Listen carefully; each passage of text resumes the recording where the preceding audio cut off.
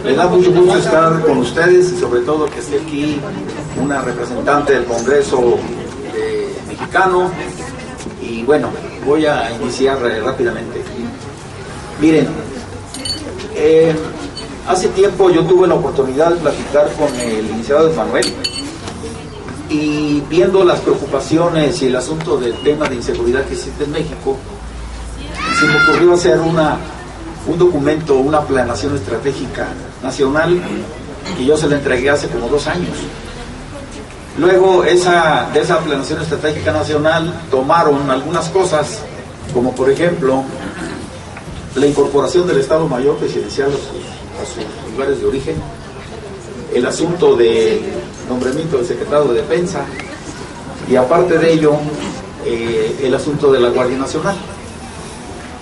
Desgraciadamente digo que las cosas no se tomaron tal cual. ¿Por qué? Porque la Guardia Nacional que está proponiendo en el plan de seguridad el licenciado Manuel no tiene que ver absolutamente nada con la Guardia Nacional que está en la Constitución Política de los Estados Unidos Mexicanos. Y nada más les quiero hacer una referencia. Durante toda la historia de México, quienes nos dieron la independencia, quienes nos dieron un Estado democrático laico en la época de la Reforma, quienes vencieron la dictadura de Porfirio Díaz, y aparte de ello, ¿sí?, quienes vencieron a los ejércitos que sostuvieron estos regímenes coloniales, etcétera, etcétera, dictatoriales, fue el pueblo en armas, la Guardia Nacional. La Constitución mexicana, por ahí, si alguien tiene alguna constitución, le voy a pedir que me la tenga. 31, fracción tercera, por favor. La Constitución mexicana previene para la defensa y seguridad 3 fuerzas armadas. Yo no sé por qué se hacen bolas todos, los priistas, los panistas, los perredistas y ahora, pues, el gobierno que llega, ¿no? Desgraciadamente. La Constitución previene para la seguridad y defensa 3 fuerzas. 1, que es el Ejército Permanente. 2, la Guardia Nacional. Y 3, la Policía. Cada una de estas fuerzas están tipificadas en cada uno de los artículos de la Constitución. Sí, nada más les voy a mencionar el de la Guardia Nacional, porque es muy importante que ustedes tengan en consideración esto. Ahora bien, yo tuve la oportunidad de platicar también con el doctor Durazo. Y bueno, yo entiendo la situación en la que estamos viviendo. Entiendo la situación de inseguridad que estamos viviendo en México. Pero las decisiones que debe tomar el gobierno, los salientes y los entrantes, tienen que ver con un Estado de Derecho y con lo que dice la Constitución, porque si no, nos vamos a ir por otro lado. Entonces aquí, fíjense bien lo que dice el artículo 31. Son obligaciones de los mexicanos. Fíjense bien lo que dice. Artículo 31, fracción tercera. Fracción tercera. Dice: son obligaciones de los mexicanos alistarse y servir en la Guardia Nacional, conforme a la ley orgánica respectiva. La ley orgánica respectiva, la última que se hizo fue en 1848. En julio de 1848, meses después de que Estados Unidos nos quitó más de la mitad del territorio. Ya para qué queremos la Guardia Nacional, pero estuvo bien que la propusieran. ¿Por qué? Porque todavía nos queda un buen tramo de México y lo podemos perder. Además, en 1822, después de la primera constitución que se hizo en 1822-23, 1821 la independencia, en 1822 se hizo un reglamento de la Guardia Nacional, es decir, se quería reglamentar, ¿sí?, el esfuerzo social que nos dio la independencia. Luego, continúo, sí, dice, orgánica respectiva, y fíjense bien lo que les voy a decir, lo dice la Constitución, dice, para asegurar y defender la independencia, el territorio, el honor, los derechos e intereses de la patria, así como la tranquilidad y el orden interno. Repito lo último, así como la tranquilidad y el orden interno. Ahora bien, si ustedes revisan la Constitución, es muy fácil, se meten al YouTube o al internet y le ponen ahí buscar orden interno. Si ustedes se encuentran en todos los 136 artículos, no existe ningún artículo que hable sobre el orden interno y que la misión constitucional la tenga el pueblo. Repito, la tenga el pueblo. Entonces aquí venimos me quedé en el tercer movimiento social armado, ¿sí? Ha dado mucha sangre. Esta Constitución ha costado mucha sangre, muchos sacrificios de muchos mexicanos. Ya tiene casi 200 y pico de años que somos un país independiente y todavía no podemos tener una policía. Artículo 21, por favor, sí, en donde dice de la seguridad pública. Sí, no, por favor. Y entonces aquí no hemos podido, el poder público civil no ha tenido la capacidad para hacer una policía, como lo marca la Constitución, una policía civil, y lo repite la Constitución, civil, repito otra vez, no militar. Los militares tienen una función específica: defensa nacional, integridad territorial, soberanía, nada más. Si la clase política nacional quita al ejército de esa función soberana, estamos descuidando un flanco por donde nos pueden pegar. Y ustedes han visto, desde que se instauró el sistema neoliberal en la época de 21, pero por acá está lo de seguridad pública. Cuando se empieza a instaurar el neoliberalismo con los empresarios, con los políticos que llegaron en 1982 con Miguel de la Madrid, se empieza a quitarle la esencia social a la Constitución y se empieza a privatizar las funciones específicas del Estado mexicano. Es decir, se aparta de lo social y se dedican a lucrar. Y toda la clase política desde aquella ocasión se han dedicado a vender a nuestro país y a la patria. Todos los políticos, desde Miguel de la Madrid, el que sigue, no me acuerdo, Salinas, Fox, Peña Nieto, Calderón, etcétera. Y espero, ¿quién? Luis Echeverría. Espero que en este día 1 de julio, se rompa ese esquema. Y yo, cuando yo le entregué al Liceo Manuel ese plan estratégico nacional, esperaba que por lo menos alcanzáramos algunos escaños y algunas curules en el Congreso y algunos estados a nivel nacional. Pues fue una sorpresa, fue un golpe muy fuerte que trastocó y rompió la estructura de un sistema oligárquico traído a la patria, abusivo. Ya se rompió. Ahí está el mandato a las urnas. ¿Quién es el responsable de hacer eso? Pues los poderes públicos. ¿Por qué? Porque ¿Quién? A ver, si lo puedes ver, por favor. Sí. Un parrafito de lo de la seguridad, porque no se vaya a diputar, por favor, no se me vaya. Es más, me hace un foro en la Cámara de Diputados.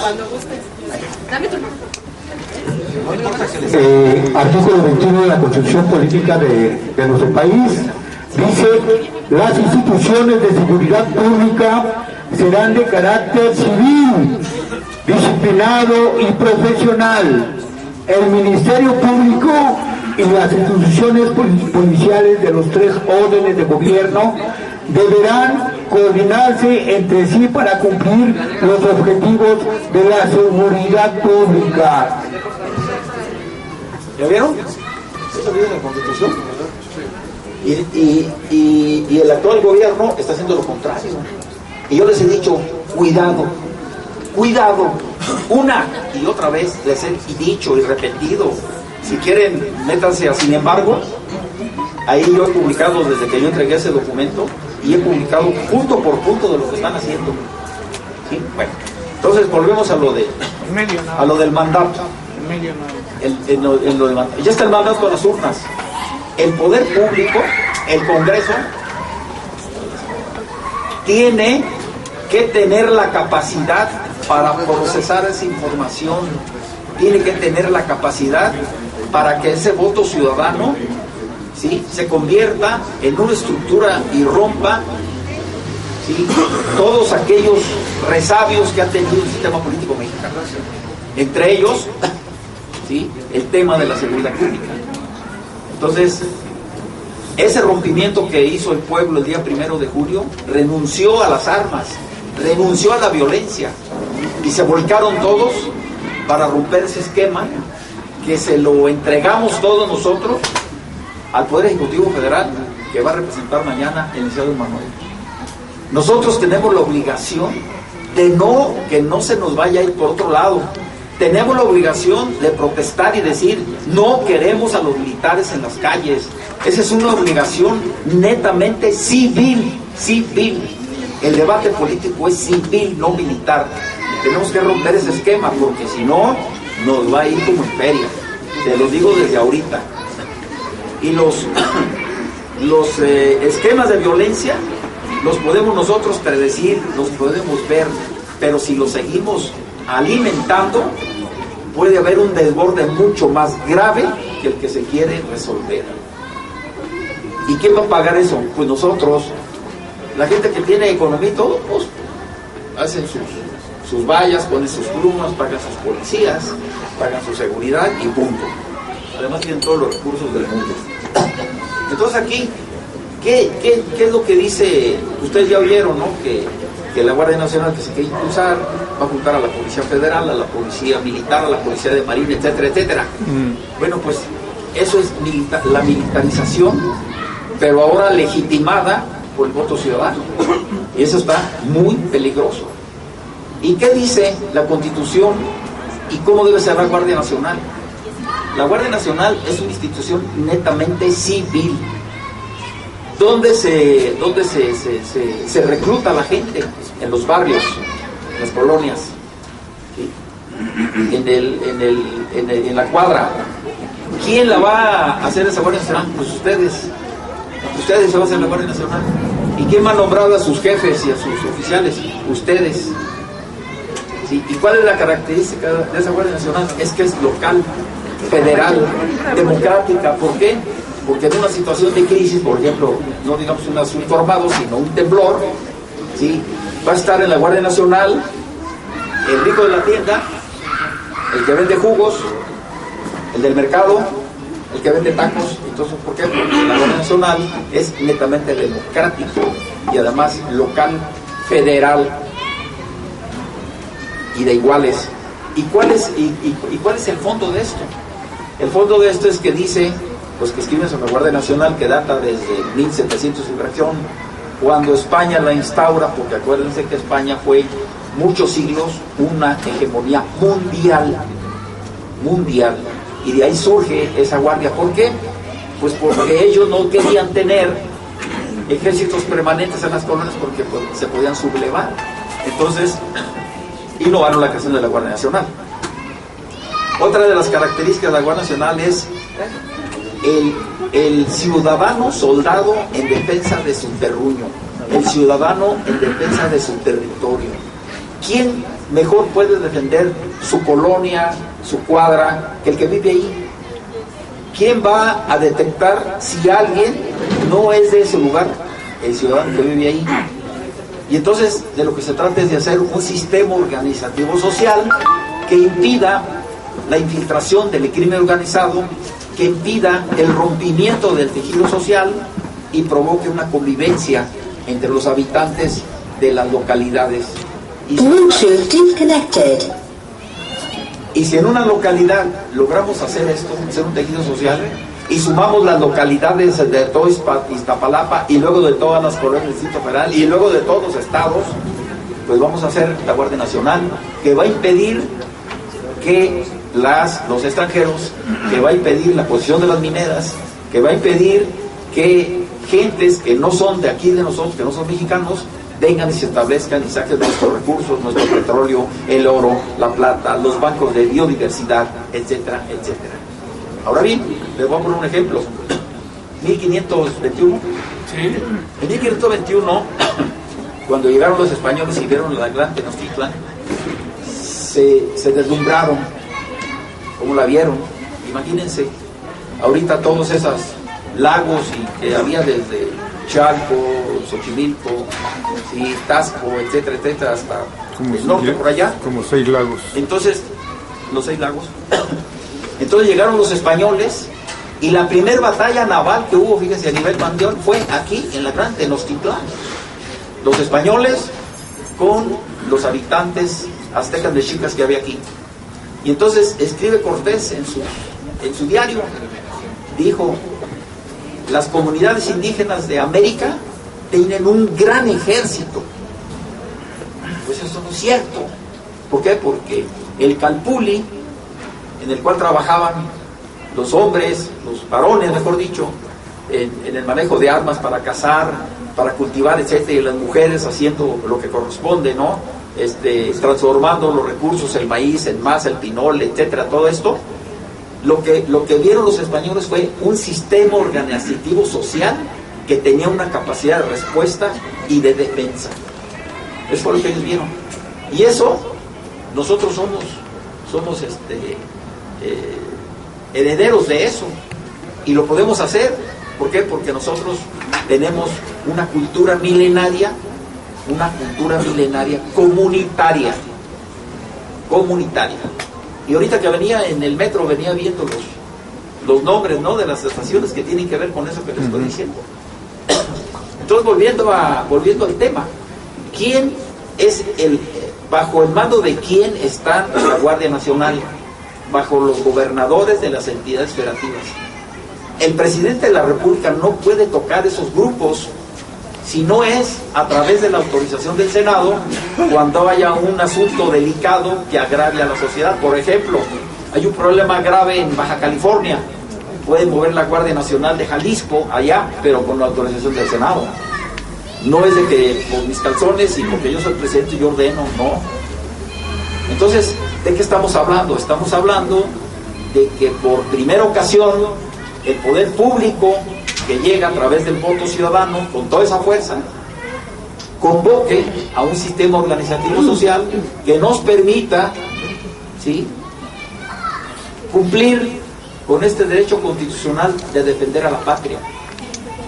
Nadie más que nadie. El pueblo es el que va a defender a la patria. Ustedes han oído incluso el discurso de Eliseo Manuel: solo el pueblo organizado defiende al pueblo, si no lo ha dicho. Así es.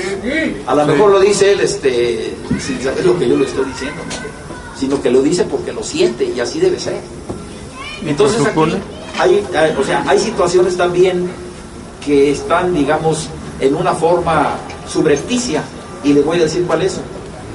Si se crea la Guardia Nacional, automáticamente va a increpar el gasto de defensa, automáticamente va a increpar los efectivos militares, y se tiene que hacer una reorganización en donde el ejército mexicano realmente cumpla con su función de defensa nacional y cumpla con su función de tutelar la integridad y la soberanía nacional. ¿Se dan cuenta de eso? Y ahorita, como está la situación, y que está militarizado, todo el territorio nacional está militarizado. Donde menos presencia militar es aquí en la Ciudad de México. Pero mi pregunta, si hay una alta presencia militar, ¿por qué hay narcotráfico? Pues porque son parte de lo mismo. ¿Por qué hay huachicoleros? ¿Por qué hay robos de los ductos de Pemex? ¿Por qué los ordeñan? Si esa es una misión que tiene el ejército. ¿Por qué? Porque es un asunto de carácter estratégico. Todo lo que tiene que ver con comunicaciones, minas, presas, asuntos de electricidad, carreteras, eso es una función específica del ejército, que es un asunto de carácter estratégico, porque tiene que ver con el desarrollo del país. Entonces, volviendo al tema, la Guardia Nacional que se está proponiendo ahorita no tiene que ver nada con la que dice la Constitución. ¿Sí? Hasta el nombre se está probando. Así es. Y conste, yo no estoy en contra de nadie, yo estoy dando mi opinión como asesor, y se los he dicho en la Cámara de Senadores. Ahorita digo la diputada que va a hacer el foro, yo quiero ver que lo haga, y si lo hace, que los invito a ustedes y vayan a la Cámara de Diputados a levantar la mano y a protestar y a decir: no queremos a los militares en la calle, a sus cuarteles, a la defensa nacional, a la integridad territorial. El asunto de la seguridad es un asunto civil, es un asunto ciudadano, ¿sí? No estamos hablando o sea, el tema de seguridad no es de policías y militares y cárceles y tanques y armas, ¿no? La seguridad tiene que ver con muchas cosas. Es un sistema complejo que tiene que ver con el asunto de la educación, el asunto de la salud, el asunto del desarrollo, de la organización urbana, de transporte público, es decir, de atender al ciudadano común y corriente. De que el ciudadano común y corriente pueda hacer uso de sus derechos constitucionales, derecho a la vida, a la salud, a la educación, al desarrollo, etcétera, etcétera. Entonces, para que vean ustedes cómo el 132, 136, se los quiero leer para que vean lo que les estoy diciendo, se lo digo por experiencia, se los digo porque yo ya lo he vivido y ustedes también lo han sentido, ¿sí? ¿A dónde nos ha llevado la militarización del país? ¿Sí? El gobierno reconoce ahora 38,000 muertos. ¿Cómo? Miren, ¿qué fue lo que pasó el día primero de julio? Lo que pasó es que los ciudadanos por primera ocasión hicieron uso de sus derechos y saben la potencia y la fuerza que tiene el voto en las urnas. ¿Por qué? Porque llega una autoridad legítima y el poder público tiene como sustento la legitimidad. Un poder público que no es legítimo no tiene fuerza. Y entonces, ¿qué fue lo que pasó ese día? Le voy a leer el artículo 136, el último de la Constitución. Dice: esta Constitución no perderá su fuerza ni vigor, aun cuando por alguna rebelión se interrumpa su observancia. ¿Desde cuándo se interrumpió la observancia de la Constitución? Desde que se estableció la política neoliberal, desde que los políticos vaciaron de su función social a nuestra Constitución, desde que los políticos sacaron al ejército a las calles, desde que los políticos no respetan los derechos humanos. Entonces, ahí me quedo, vigencia. Y luego, en caso de que por cualquier trastorno público, como ya pasó con las reformas energéticas, se establezca un gobierno contrario a los principios que ella sanciona, Salinas, Peña Nieto, Calderón, se robaron la elección. Entonces ellos se establecieron inconstitucionalmente. Y luego dice la Constitución, ¿sí?, cuando se establezca un gobierno contrario a los principios que ella sanciona, como los acabo de mencionar, tan luego como el pueblo recobre su libertad, el día primero recobraron su libertad, se restablecerá su observancia y con arreglo a ella y a las leyes se castigarán los responsables. Por lo tanto, yo no estoy de acuerdo con lo que dice el licenciado Manuel de que perdone y olvido y que vamos a perdonar a Fox, a Calderón y a todos. No. ¿Por qué? Porque un Estado democrático no se puede fundar en charcos de sangre y de impunidad. El gobierno que empieza mañana no nos puede cargar a nosotros la cuenta de que perdonemos. Yo tengo familiares ejecutados, de que perdonemos para que no se rompa la tranquilidad, para que no se enojen los ricos, para que no se enoje el ejército. Pues por eso está la votación, por eso está la fuerza, ¿sí? Para que él diga, se va a investigar, que resulta responsable, tiene que pagar conforme a derecho. Les vamos a demostrar cómo, ¿sí?, cómo se aplica la Constitución conforme a derecho. Usted, señor presidente Peña Nieto y Calderón, tienen derecho a aportar pruebas, tienen derecho a que no se torture, tienen derecho a tener un abogado para que los defienda, pero tienen que ser juzgados. Y si sale culpable, la debe pagar. ¿Sí o no? Así es. Entonces, yo quiero aquí dejar mi comentario y... Espero que sea la primera vez. Hay que presionar, hay que presionar. Gracias. Bueno, quien quiera preguntar, aquí está el general. para responder. Nomás yo les pregunto un poco abonando en lo que dice el general. Cuando le preguntan a Andrés Manuel, ¿por qué no quieres que el guardias presidenciales o el Estado Mayor Presidencial te cuide? ¿Quién te va a cuidar? ¿Qué contesta él? El pueblo. El pueblo. ¿No contesta él que el pueblo? Él contesta así. Otra cosa.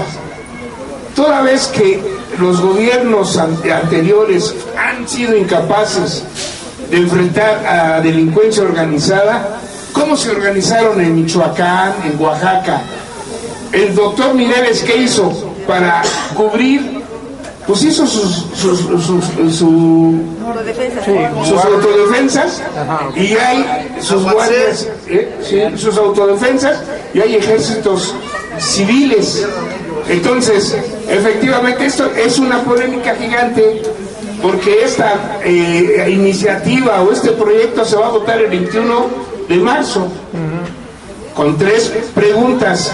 ¿Están de acuerdo en que se haga la Guardia Nacional como se está proponiendo? Y la otra propuesta es que sea estrictamente civil. La otra pregunta es, ¿se juzgará a los 5? ¿Ustedes consideran que debe haber perdón y olvido con los 5 expresidentes? No. Bueno, esa es la segunda pregunta. Y la tercera pregunta, si alguien me ayuda de volada. Si ustedes están de acuerdo que yo tenga un consejo de asesores, los más ricos de México. O sea, esa es la tercera pregunta. Entonces, todas estas preguntas son muy polémicas, pero tenemos que tener la información suficiente para que tengamos una decisión fundada, razonada, crítica y reflexiva. Y entonces por eso estamos ahorita en la discusión de la Guardia Nacional. ¿Quién quiere preguntarle a alguien algo al general? O saben, adelante, compañero. A ver,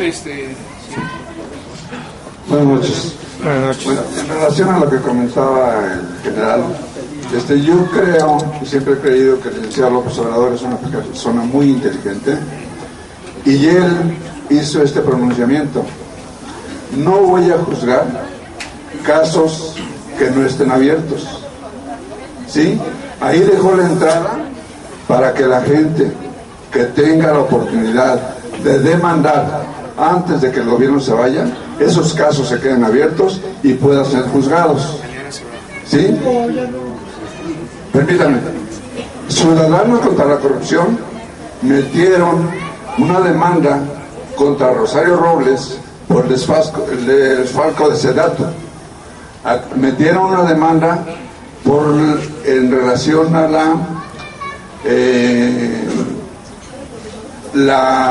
el robo maestro que hicieron. No sé si ustedes sepan de qué se trata.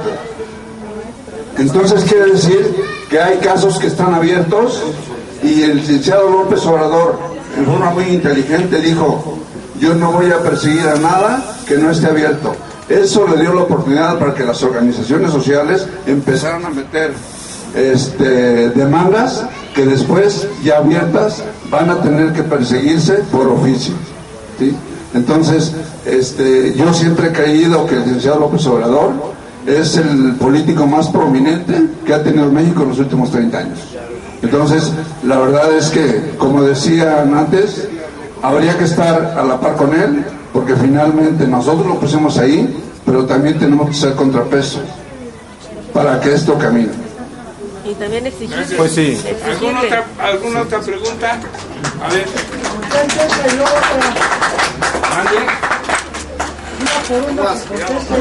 A ver, yo lo recojo. Usted hable.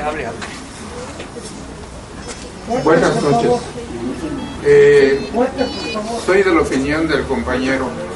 Que el licenciado López Obrador sí es una persona muy inteligente, pero hay una situación de que hay una situación de que él deja que la ciudadanía acuse a las personas que en este momento todavía tienen el poder, ¿sí? Porque él como ejecutivo no puede ejercer una función que va a ejercer el poder judicial, ¿sí? Entonces, por la división de poderes, y a mí me parece que desde ese punto de vista está en forma indirecta abriendo el camino para que sea la ciudadanía, como dice el general, ¿sí?, la que tenga que ser un auditor vigilante de todas las malas acciones que se haga dentro de la sociedad. ¿Sí? Eso es todo. Adelante, Juan. Sí. Dale a ver quién más o... A ver, compañero, a ese documento, ¿para quién es, perdón? ¿Al general? A ver, le van a entregar un documento al general. Aquí el compañero Víctor de los usuarios de la luz y la compañera Carolina sobre seguridad nacional. Sí, a nombre de los vecinos aquí presentes, que estamos en resistencia por los altos costos de la energía eléctrica. Su tema es muy importante. Seguramente que usted en su archivo tiene ya, aquí mi compañera me va a ayudar a leer porque, repito, no veo. El documento es la Ley de Seguridad Interior, capítulo primero, disposiciones generales. Es el decreto del Congreso General de los Estados Unidos Mexicanos, se expide la Ley de Seguridad Interior, el artículo único, se expide la Ley de Seguridad Interior. Esto se lo queremos entregar, seguramente lo tiene usted, pero para que la gente sepa lo importante que es conocer lo que decía el general, la arbitrariedad que está haciendo todavía Peña Nieto en dejarnos esta ley, ¿verdad?, que en cualquier momento nos puede causar muchos problemas. Gracias, general, mucho gusto en conocerlo. No sé si me permitiera que nos tomaran una foto. Sí, por supuesto, ahorita que terminemos. Sale. Sí, ya contestas. Las dos primeras participaciones. Miren, yo les quiero hacer un comentario. Todas las violaciones que se hacen a la ley y que no han sido juzgadas, ni siquiera investigadas, ni denunciadas, y más aquellos ilícitos que tienen que ver con crímenes de lesa humanidad que están contemplados en la Corte Penal Internacional, de la cual México es parte, son de orden público. Y los asuntos de orden público no los puede parar nadie. Por lo tanto, los poderes de la Unión, que es el Poder Ejecutivo y el Ejecutivo Judicial, tienen la obligación ética de perseguirlos, ¿sí?, de investigarlos, de consignarlos, y si resultan responsables, pues llevarlos a que rinden cuentas a la justicia. Entonces, ese es un comentario por lo que decían yo de los crímenes y de las denuncias. Por otro lado, le quiero decir una cosa.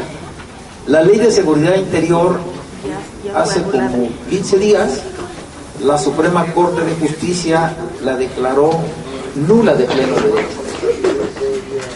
¿Sí? La declaró inconstitucional. Por lo tanto, esa ley ya no tiene vigencia. Este documento que ustedes me dan, yo se los agradezco porque no lo tengo en mi archivo, pero ya de esa ley ya no se preocupen, porque esa ley ya caducó, ya no es parte del ordenamiento jurídico. Sin embargo, tenemos que estar muy pendientes de lo que suceda en torno a esto. Cuando los ministros de la Suprema Corte anularon esta ley, pues hubo muchas felicitaciones, y a mí me preguntaron que por qué no lo felicitaba, y dije, bueno, pues yo no tengo que felicitar a una persona que haga lo que le corresponde y la obligación por lo cual está desempeñando esa función. A mí me gustaría, y ahí sí los iba a felicitar, que anularan las jurisprudencias que emitieron a los fines de los 90, que permiten que el ejército esté en las calles, y esas jurisprudencias están vigentes. Y en relación a esta ley, hubieran revisado también esas jurisprudencias que permiten que el ejército esté haciendo funciones de policía en las calles. Y creo que están haciendo eso, ¿eh? Lo sé, ¿por qué? Porque hay una crítica muy fuerte en las redes sociales que pues ponen sobre la mesa de discusión temas que antes no se podían poner de discusión de otra forma. Entonces digo, yo entiendo su preocupación, yo sé que Iztapalapa es una de las comunidades que tienen más habitantes, que tienen muchos problemas, no únicamente de inseguridad, sino de agua, de organización, de recursos, etcétera, ¿no? Pero ¿quién va a sacar adelante todo esto? Pues ustedes que viven aquí. Ustedes deben exigirle a sus diputados, a sus senadores, ¿sí? Al presidente de la República, a la jefa de gobierno ahora que va a llegar, toma posición el día 5, que ponga el dedo en Iztapalapa para que atienda y entre todos sacar adelante a nuestro país. Ustedes están asentados, aquí Iztapalapa está asentado en mantos acuíferos o en cuenca, es una cuenca, ¿no? En donde la cuenca del Valle de México desembocan 57 ríos. Y ahí en Texcoco desembocan, mejor dicho, 14 de 17 ríos, por lo tanto, por eso no pueden construir ahí el aeropuerto. La no al aeropuerto, ese fue un logro y una victoria de la activa participación social. Nosotros, bueno, yo tengo metido desde el decreto de expropiación, a mí me tocó andar ahí apoyando a la gente de San Salvador. Yo conozco perfectamente bien a Nacho, a Nace, a América y a todos los líderes de ahí, Marta, a Dan, a todos los conocemos nosotros. ¿Sí? Entonces, les digo, pues yo en lo particular, si ya no hay preguntas, les agradezco. Hay una pregunta. Adelante. Luis, perdón, Luis, se me pasaba. Sí. A ver, general. A ver, sí. Soy respetuoso. Otras gentes no son respetuosos, pero yo sí. Mire, el Estado Mayor Presidencial se dedicaba a cuidar al presidente, a darle seguridad. Lo desaparece. Pero también buscan que ya no exista el fuero constitucional a los diputados para expresar sus ideas, que es muy diferente que hagan trafique de influencias y cochupos. Eso es otra cosa. Hoy los diputados se van a quedar, si avanza esto, sin el fuero constitucional de expresar sus ideas y pueden ser encarcelados si no están de acuerdo con el poder o les molesta el poder, que sea. Pero esto de la guardia que se plantea, a mí se me hace que es una guardia pretoriana para acabar las insurrecciones de los poquitos de descontento que va a haber en el país en manos de una sola persona, y que va a competir, sí, con el ejército constitucional, que siempre están tentados algunos de hacer un golpe militar, pero que se frenaban. Pero hoy su guardia pretoriana, así la una guardia pretoriana para reprimir abiertamente los focos de descontento que existen en este país, para él y el que siga, e instaurarse ahora sí ya un nuevo grupo político en el país. Antes fue el grupo de Sonora, ha sido los de Puebla, así. Hoy es un nuevo grupo político y veamos cómo están sus diputados y dónde está haciendo la labor. Entonces, ¿qué tanto riesgo estamos cubriendo? Independientemente de que se cree o no se cree, los ciudadanos, de no hacer atención a esta situación. Porque mientras exista el narcotráfico permitido por el poder y los elementos de seguridad, pues van a seguir lavando dinero y no les han cortado el flujo por ahí. En la semana salió cuánto dinero han lavado, son millones, en contubernio con los banqueros, y no les tocan. Pero a nosotros nos toca estar alerta a esto.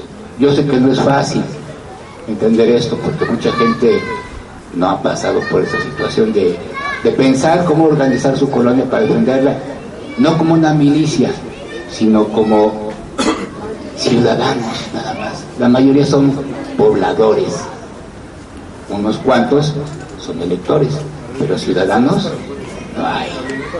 Es muy difícil encontrar ciudadanos. ¿Qué riesgo corremos ante esta nueva guardia pretoriana? Bueno, yo agregaría una pregunta al general, porque a propósito de lo que está diciendo Luis, que él considera una guardia pretoriana, ¿qué tanto es verdad que el jefe supremo de las Fuerzas Armadas es el presidente de la República, y que tanta verdad los militares, o sea, sobre todo los generales, obedecen al jefe de las Fuerzas Armadas, porque también hay que decirlo, Andrés Manuel no se cansa de decir que no va a mandar al ejército ni a la marina a reprimir al pueblo, Entonces, también es en descargo, vamos a decir, con todos los bemoles que puede haber, la pregunta es si los militares se mandan solos, y que aunque Andrés Manuel tenga la firme convencimiento, como señalaba el general en otros conceptos, que está seguro o cree que eso es bueno, y él dice que no va a hacer eso, que los militares agredan al pueblo, los militares le harán caso. Usted fue militar, usted fue general, y le dicen al presidente el jefe de las Fuerzas Armadas. Yo creo mucho en la palabra de los hombres, porque si no, nada humano me es ajeno. Si no le creyera a la gente, pues no me hubiera casado. A ver, ¿ya no hay otra pregunta?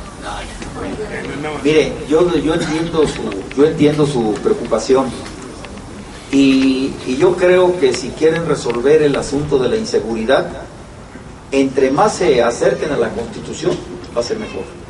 Y sí, efectivamente, si se hace una estructura como la que se está proponiendo, lo que van a hacer es un Frankenstein, es un adefesio que se les puede salir de las manos. ¿Por qué? Porque, como dice Paco, los militares, yo conozco a mis compañeros, necesitan estar bajo control permanente. ¿Por qué? Porque la mayor parte del ejército, son cerca de 500,000 efectivos, el alto mando dice que son 250,000, no, son como 500,000 efectivos. El 80% no tiene arriba de terceros de primaria. Entonces, tenemos que tener ese cuidado, ¿no? Sí hay un riesgo, por eso estoy aquí con ustedes, sí hay un riesgo, y debemos impedir a toda costa que ese cuerpo no se funde, no se active. Lo que debemos nosotros hacer es, lo que usted dice, que la Constitución previene un sistema organizativo social que puede ser armado y le llama Guardia Nacional, ¿sí? No es que sea una guardia armada o una guardia castrense, ¿no? Sino la Constitución reclama para ella, para que se cuide la misma Constitución, es un sistema organizativo social que permita, ¿sí?, o que impida el rompimiento del tejido social y que active la participación social en los asuntos políticos, en los asuntos públicos. ¿Quién más puede exigir, por ejemplo, que este entorno donde estamos esté limpio, esté accesible? Pues ustedes mismos, los que viven aquí. ¿Y a quién? A la autoridad. ¿Por qué? Porque ustedes pusieron la autoridad a través del voto, y por eso está legítima la autoridad. Y la autoridad debe responder a los reclamos sociales y a las necesidades de ustedes, ¿sí?, no a lo que a ellos se les ocurra. Ahora, yo entiendo el asunto de el gran problema que tiene el licenciado Manuel es ese precisamente. O sea, la seguridad no es un tema, es el tema. La función específica por la cual se funde el Estado desde el siglo XVI es precisamente el tema de seguridad. Hagan de cuenta que esta es la estructura en la que estamos, y si nosotros le quitamos ese pie y el otro, pues se puede caer el techo. Entonces la seguridad no es un asunto de policías, es un estatus, es un ambiente que nos permita a nosotros desarrollarnos como individuos, que nos permita educarnos, que nos permita ser profesionistas en convivencia, etcétera. Entonces, si se crea este cuerpo como se anunció, hay un gran riesgo. ¿Por qué? Porque puede romper más las estructuras y el tejido social que con mucho trabajo se está rehaciendo, y uno de los puntos de rehacimiento, por decir así, es el día 1 de julio, que ustedes acudieron a las urnas y vean la fuerza que tiene un voto. ¿Por qué? Porque esa fortaleza, esa legitimidad le va a dar fortaleza a los poderes públicos para que se puedan enfrentar al crimen organizado, a los poderes de facto, a los banqueros que roban 3 veces más que en cualquier país, al que abusa, al que da más caro el gas, todo. Entonces, Tiene que haber ese equilibrio, y ese equilibrio los únicos que lo podemos hacer somos nosotros, el pueblo. ¿Sí? Y si hay necesidad, ¿no?, que ojalá que nunca sea, de tener un cuerpo de emergencia donde yo sepa que hay una persona que puede responder a una crisis armada, ¿sí?, pues qué bueno. Y si es necesario lo tenemos, y si no es necesario no necesitamos las armas para organizarnos. Pero si es necesario, ¿por qué? Porque la misma Constitución previene en el artículo 10 que todos los mexicanos tenemos derecho a tener un arma para nuestra defensa legítima. Y si en una situación se mencionó aquí el asunto de los grupos de autodefensa. Sí, doctor Jiménez. Miren, les voy a hacer un comentario de eso. Yo en una ocasión, bueno, he platicado mucho con el doctor. Cuando surgen los grupos de autodefensas, es que hay una ausencia de gobierno. Hay una colusión de la autoridad, ¿sí?, con el crimen organizado. Y a mí me platicó el doctor, me dijo, fíjate que en una ocasión llegaron unos padres a mi consultorio, porque él es médico general, y me pidieron que los acompañara a hacer una denuncia. Y fuimos al Ministerio Público, pusimos la denuncia. ¿Y qué crees que pasó? No sé. Cuando llegué a mi casa, en la cerca de mi casa estaban las cabezas de las personas que fueron a denunciar. Y entonces, ahí lo dice, mira. Y entonces me dijo, ¿qué harías, mi general? Me dije, pues lo mismo que tú hiciste. Él más dice que una de sus hijas salió con un rifle de postas y dijo, yo también voy a defenderte. Una niña de 12 años. ¿Y qué es lo que tienes en tu casa? Pues lo que tengas. Y yo les puedo asegurar que la mayor parte de los mexicanos mínimo tienen un arma. Hay un estudio de una organización que se llama Observatorio Geopolítico de las Armas en Estocolmo, que dice que el segundo lugar del tráfico de armas en el mundo lo tiene México. Existen 22 millones de armas clandestinas aquí en México. 22 millones.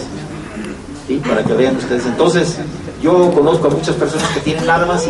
¿Y por qué las tienen? Pues porque, digo, a ver qué harían si se mete una persona a su casa y no tienes ni un garrote para defenderte.